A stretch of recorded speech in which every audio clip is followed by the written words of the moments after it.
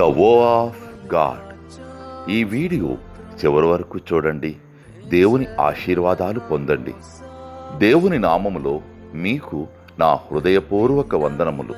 మిమ్మల్ని మీ కుటుంబమును దేవుడు బహుగా ఆశీర్వదించునుగాక.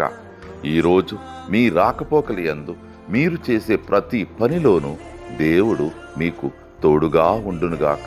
మీరు ఊహించిన అద్భుతాలు, ఆశ్చర్యకార్యాలు ఈరోజు మీ దేవుడు మీ జీవితంలో చేయునుగాక.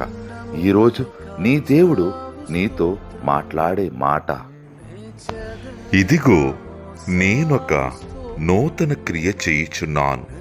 యెషయా 43:19.